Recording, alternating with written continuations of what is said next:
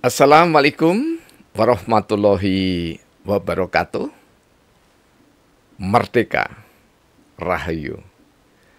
Pemirsa yang dirahmati Allah, Tuhan Yang Maha Esa, bersua kembali di kanal Hikmatologi, monolog sederhana mengajak diri kita masing-masing berpikir kian melembut, cerdas, dewasa, bijaksanakan hati nurani, berdasar kitab suci agama kepercayaan yang kita yakini. Tentu saja upaya serius terus-menerus tak kenal putus untuk menghayati, mempedomani, mengamalkan Pancasila niscaya dalam kehidupan sehari-hari. Pemirsa yang dirahmati oleh Allah, semoga pembuka yang nyaris sama tidak membuat kita jenuh. Karena sesungguhnya di dalam proses kehidupan kita sekedar mengulang. Tentu saja meskipun tidak semuanya, namun nyaris dapat dipastikan ada keterulangan Al-Fatihah, ada keterulangan berdiri, rukuk, sujud, salam, dan seterusnya. Bahkan secara fisik, berulang-ulang kita meminum, berulang-ulang kita makan, berulang-ulang kita mengucapkan salam pada setiap orang, khususnya muslimin, muslimat, mukminin, mukminat yang kita jumpai. Dan kali ini, marilah kita simak sama-sama hasil wawancara mendalam kami dengan seorang cendekiawan yang di bulan Ramadan dikaruniai oleh Allah menyaksikan Rasulullah Muhammad Sallallahu Alaihi Wasallam. Menjadi penting kisah-kisah kearifan yang dialami secara spiritual oleh seseorang untuk kita simak, kita cermati, tentu dengan harapan kita bisa ikut menikmatinya. Setidaknya kisah kebajikan itu sendiri ketika kita simak cermati, maka itu adalah bagian dari sekeping jannah di dunia. Pemirsa, jika ingin mengetahui dalil dari keberadaan seseorang dibersamai Rasulullah Muhammad SAW, maka di seri-seri yang lampau ya, sekitar mungkin 200-300an begitu, di kanal Hikmatologi kami menyampaikan dan juga bisa dilacak lewat hadis-hadis Rasulullah Muhammad SAW. Secara singkatnya bahwa siapa yang menyaksikan Rasulullah Muhammad SAW, kemudian di berbagai syarah atau penjelasan hadis ini disebutkan, baik mimpi maupun terjaga, maka itu adalah kebenaran. Dan melihat, menyaksikan, dibersamai ini untuk memudahkan kami menyampaikan ya. Melihat itu bukan dengan mata kepala. Dibersamai itu bukan seperti kita bergandengan tangan dengan keluarga atau saudara ya. Menyaksikan itu tidak berarti ada di hadapan kita, tidak demikian. Karena masih banyak ulama ya yang bergelar buya dan seterusnya itu yang mengatakan bahwa jika orang bercerita, berkisah menyaksikan Rasulullah dalam keadaan terjaga, maka jangan dipercaya, dan itulah pembohong. Itu adalah bohong.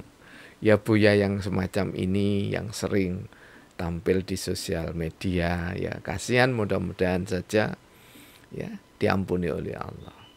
Karena melihat itu sekali lagi ya, dalam kolbu kita, dalam hati kita. Jadi bukan melihat seperti saya melihat buku-buku begini ya. Ini kalau dalam penuturan yang bisa, tidak sekedar bisa, tapi memang betul-betul dapat dipertanggungjawabkan kisah itu. Karena di dalam tradisi grounded research atau penelitian kualitatif, sang periset pewawancara seperti kami ini wajib jujur. Sedangkan yang diwawancarai sebagai informan itu juga telah kami telusuri kejujurannya, baik lewat tutur kata yang disampaikan oleh beliau yang menjadi informan kami, maupun lewat jamaah dan tetangganya. Jadi insya Allah validitas kisah ini bisa dipertanggungjawabkan secara metodologis. Jadi di awal Ramadan, pekan pertama Ramadan, dan di awal pekan kedua Ramadan, beliau informan kami yang kami cintai ini menyaksikan Rasulullah Muhammad SAW di depan Ka'bah masa lampau. Nah ini juga sekaligus menjawab ya tepisan dari yang menyebut atau disebut dirinya Buya itu ya. Jadi jangankan kita ini melihat secara dohir yang masa lalu ya jelas tidak bisa kalau dengan mata kepala. Dan atas kemahamurahan serta maha cintanya Allah, karena Rasulullah Muhammad SAW itu diturunkan tidak lain untuk atau sebagai rahmat, maka rahmat itu meliputi segalanya. Jadi kalau kita baca di dalam surah ke-21 ayat 207. Ini kami sampaikan di buku kami sederhana ini. Dan buku kami sederhana ini yaitu Hikmatologi Kehidupan dari Kedokteran Nabi hingga Filsafat dan Ideologi Politik ya, terbit di tahun ini 2025. Mohon maaf, bisa dipesan ya. Jadi bisa dipesan, bisa dimiliki oleh pemirsa dan siapapun ya. Di antaranya isinya adalah yang kami sampaikan itu, rahmat itu ya. Rahmat ya, dan ini baru jilid 1 ya. Jadi prosesnya kita selain antri di Smart Print Batu gitu ya, itu juga yang melayout Mas Tito Bagus Nugraha bin Hartata ini juga terus berproses untuk melayout sampai dengan betul-betul layak untuk disajikan ke pembaca. Nah kembali bahwa rahmat itu meliputi apa saja. Ad-dinul Islam itu adalah rahmat yang merupakan puncak dibersamai, didasari oleh iman. Jadi rahmat Allah yang dituntunkan oleh Rasulullah Muhammad SAW adalah rahmat iman, rahmat Islam, rahmat ihsan, rahmat kesehatan, rahmat ilmu pengetahuan, rahmat kebutuhan dan rahmat alam semesta ini. Jadi rahmat itu juga meliputi dalam keimanan muslim, muslimat, mukminin, mukminat, rahmat bahwa ada di antara saudara kita, sesepuh kita yang dibersamai atau yang diberikan kesempatan menyaksikan Rasulullah Muhammad Sallallahu Alaihi Wasallam. Dan beliau yang kami angkat di seri kali ini, ya, menyaksikan Rasulullah Muhammad Sallallahu Alaihi Wasallam di saat halaqah bersama dengan sahabatnya, santri-santrinya.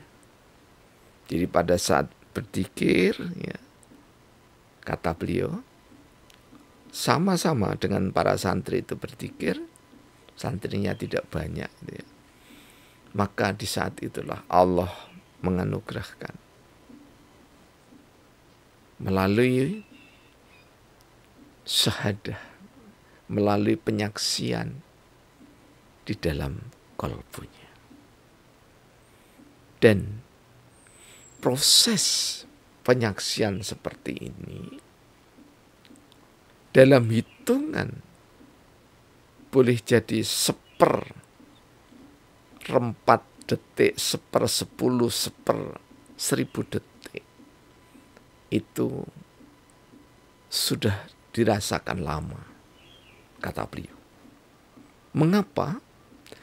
Karena alam yang sekarang ditempati oleh Rasulullah Muhammad SAW, tentu bersama para nabi yang lain, para waliullah, ini tidak sama dengan kita. Sebagai satu analogi, Rasulullah Muhammad SAW ketika masih bersama para sahabat, taksih sugeng, ya. Jadi di masa beliau memiliki kemampuan 40 lelaki. Mohon maaf ya. Memiliki kemampuan 40 lelaki. Kata-kata 40 ini yang disampaikan oleh Rasulullah dalam pemaknaan kami itu bukan angka 1 sampai 40. Tapi angka ini adalah menunjukkan lebih dari itu.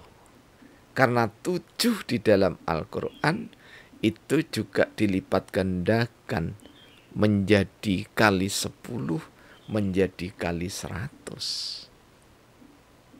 Jadi angka-angka nubuah yang disampaikan oleh Rasulullah Muhammad SAW dan yang difirmankan oleh Allah itu bukan angka aljabar atau bukan angka matematika, bukan angka statistika.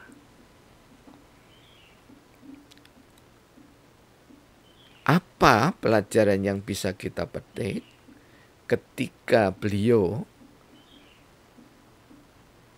mendapatkan anugerah menyaksikan Rasulullah Muhammad SAW, yakni adalah laku keimanan, laku keislaman, dan laku keihsanan ditambah ilmu pengetahuan, ya, ini benar-benar ada pada diri beliau. Jadi kami jujur mengatakan bahwa dalam diri beliau ada keterbatasan. Ya. Sebagai manusia ada keterbatasan. Ya.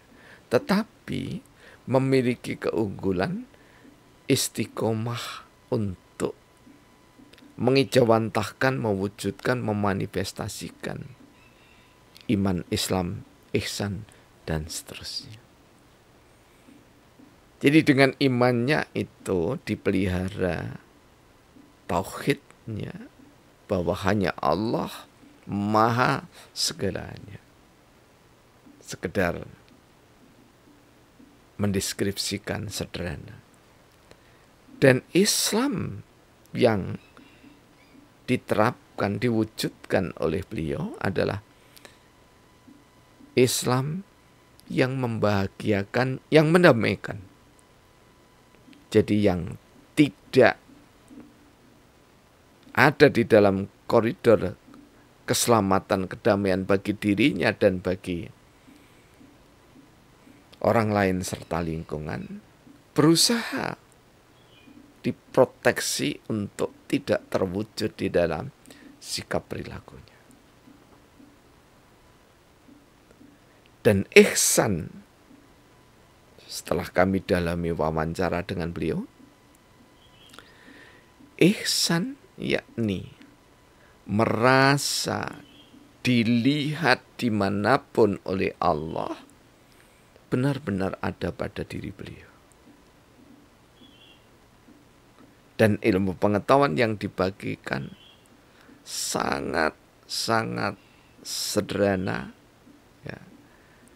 Tidak ada kemewahan dan kegandrungan untuk dirinya supaya dikagumi orang lain. Inilah kunci yang membuat beliau itu beberapa kali menyaksikan Rasulullah Muhammad SAW baik mimpi maupun terjaga. Nah, harapan kami tentu saja, mudah-mudahan juga panjenengan semua yang menjadi umat Rasulullah Muhammad SAW secara konsisten, secara bertanggung jawab, ada saatnya Allah menganugerahkan kepada kita untuk dibersamai Rasulullah Muhammad Sallallahu Alaihi Wasallam. Dan jangan lupa, ini kami ambil dari informan lain, ada yang beberapa kali menyaksikan Rasulullah Muhammad SAW baik mimpi maupun terjaga, ya. Namun Allah belum menganugerahkan kemampuan untuk menyaksikan dengan mata hatinya wajah agung Rasulullah Muhammad Sallallahu Alaihi Wasallam. Jadi kita tidak perlu membayangkan, karena banyak di antara santri yang bertanya pada beliau, informan kami, bagaimana perwujudan Rasulullah Muhammad SAW, khususnya wajahnya. Maka informan yang kami jadikan untuk mengambil data secara kualitatif tidak bisa untuk melukiskannya. Mengapa tidak bisa? Karena memang tidak ada padanan. Tidak ada yang seperti. Karena itulah pantang. Sekaligus juga, kalau menurut kami, tidak perlu untuk dipercayai ketika seseorang mengatakan bahwa Rasulullah itu seperti ini, sambil menunjuk gambar begitu ya, atau foto. Tidak. Karena jangankan dengan manusia biasa, ya, dengan para nabi dan rasul Allah yang lain, beliau dilukiskan tidak ada yang menyamainya.